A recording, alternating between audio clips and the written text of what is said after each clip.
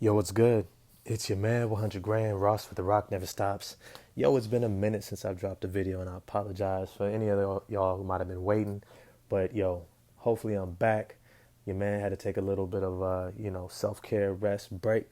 But I'm back talking about these Golden State Warriors. If you enjoy this video, smash the like button for me, hit subscribe and the bell for notifications. Yo, these Golden State Warriors, let me just say, I've had a lot of conversations with a lot of people, whether it's on Twitter, whether it's within the comment section, about this team. And this team is so interesting because they are, as many people have already commented on, that they are between eras. They have this dynasty era, and then they also have this young, extremely talented, filled with a lot of potential era coming in behind it. And Andrew Wiggins, I would say he's the in between, right? He's about the same age, or he's a little bit younger than the big three core of Steph, Clay, and Draymond in no particular order. And I say that very intentionally. I'm going to go into that later. But it's to say that Wiggins is maybe only a few years behind them, but he's giving some more life and energy to this dynasty to give them an opportunity to potentially extend it. But then you have this next era led by Jordan Poole, and then behind him James Wiseman, Jonathan Kuminga, and Moses Moody, right? And so when you look at these guys, this team is trying to figure out how to bridge this gap, how to give playing time to these young guys who have a lot to learn about how to play to the level that has been established by this original core. Now, with that is going to come learning pains. It's going to come hurdles and obstacles and bumps in the road. And we already saw one. Draymond punching Poole in the face. There was a lot building, apparently. The more and more that stuff comes out, it sounded like there was stuff already brooding about the frustration around all the focus around Jordan Poole being this, up and coming star. And Draymond is like, yo, yo, yo, yo, I've been here. I've been here. And to see a lot of this, this first wave of obstacles that we're really seeing for the first time in the same, because this team really hasn't had a lot of controversy outside of the whole Kevin Durant thing, but they were rolling. They were rolling.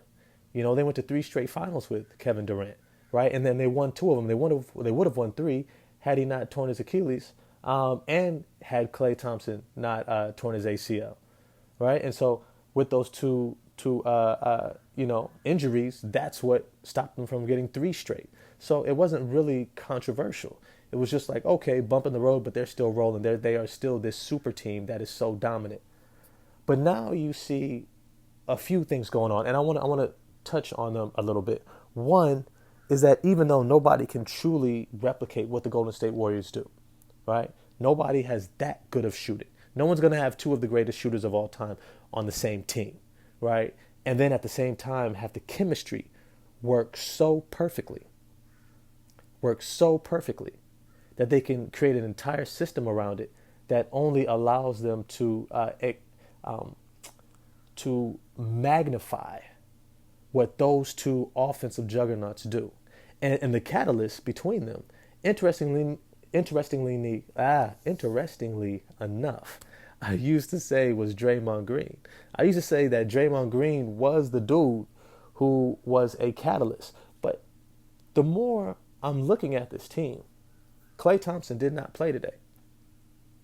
The more I look at this team, I think all three of them are a catalyst for one another.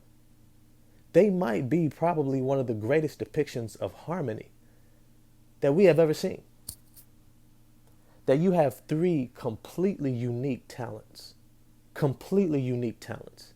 You got a 6'6" power forward center point guard who runs point guard the majority of the time while defending centers and is their defensive linchpin keystone who runs the offense and the defense. Then you have Stephen Curry as this mega power, as this like offensive power producer, right? His ability to generate points just off of his presence on the court, whether it's him shooting, whether it's him getting an assist and facilitating, or whether it's him drawing so much gravity to him, so much attention that it opens up all these other moves for other people to dive to the basket, attack straight line closeouts. They're able to get post ups, lobs, because everyone has to give him so much attention. But let's be clear. Let's be 100% clear.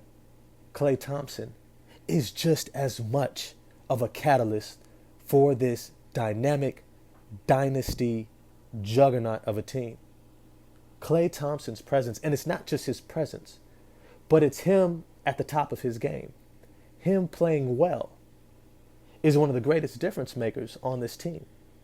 Klay Thompson's presence on the court frees Stephen Curry many times to be able to play almost like a regular player. And I want to explain what I mean by that.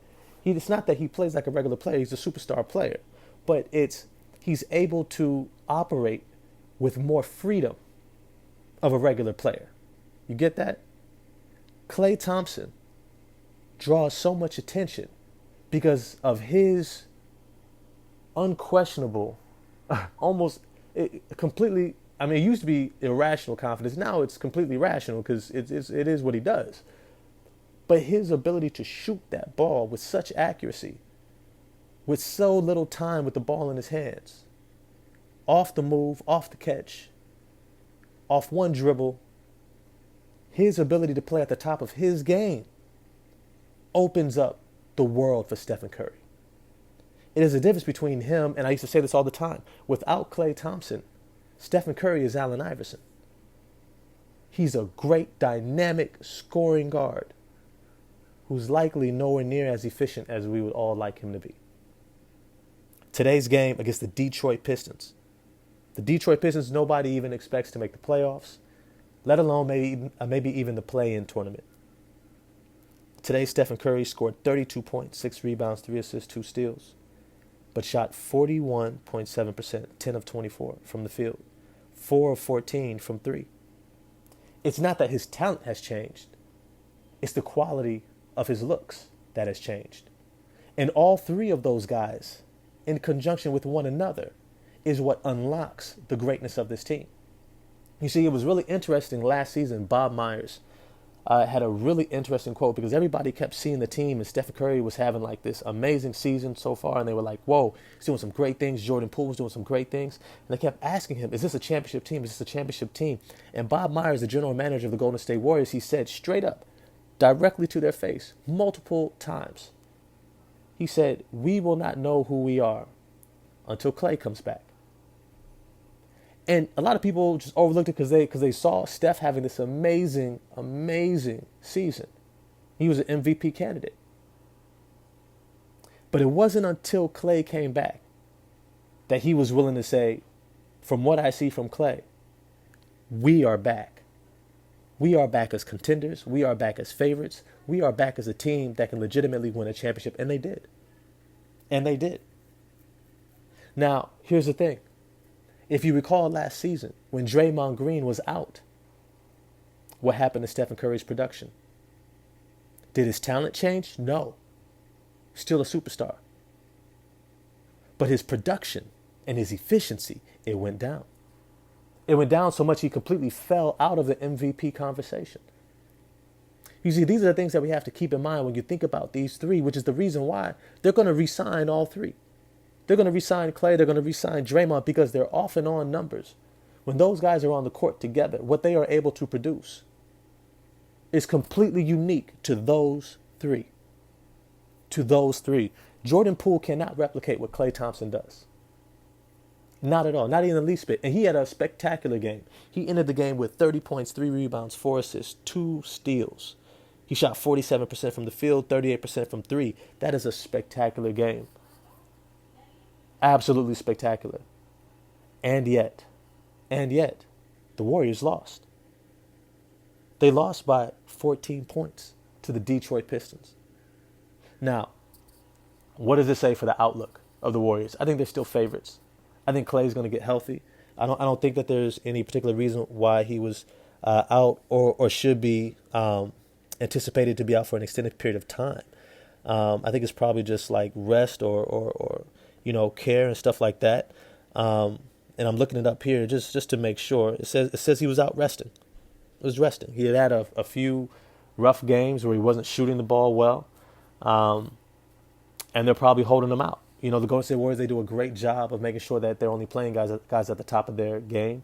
And they don't want guys to get these fatigue injuries. That's where you get the strains. You get the strained hamstring or calf, or you get the hip flexor, or you get the back.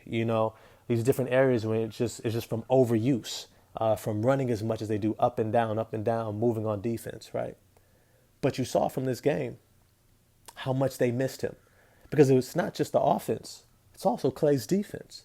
He's a spectacular defender, and in alignment with Draymond Green, what he's able to do is just special. That perimeter and interior combination of defense is special. And that's why we saw Moses Moody get extended run in this game, because they needed a perimeter defender who can also score and play some offense. Now, this is what I want to end this video on. A lot of people are out here, they're looking at teams like the Los Angeles Lakers, the Brooklyn Nets, and even the Clippers right now, and looking at them struggle. And everybody's catastrophizing. Everybody's saying how terrible everything is. And, oh, these guys suck and they're not good. Look, let's be real. The Golden State Warriors right now are 3-4, below 500. Losing to teams that they probably shouldn't lose to. Teams lose. But you're 5 games into the season. You're 7 games into the season. Relax. There's 82. That means that there's 75, 76, 77 games left for these teams. They need to get to 45 to get into the playoffs. And when these teams start winning, Brooklyn especially, the Lakers eventually, you guys are going to start to look at them and be like, oh, maybe they weren't as bad as we thought.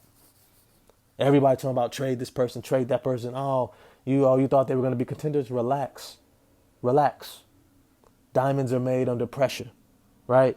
Winners aren't made by never losing. Winners are made by figuring out how to win. Give it some time. But let me know what you all think. Golden State Warriors just lost to the Detroit Pistons. What do you think about the big three? What do you think about the different performances of guys coming in off the bench? I'm going to see y'all in the comment section. Holla at y'all next time. Peace.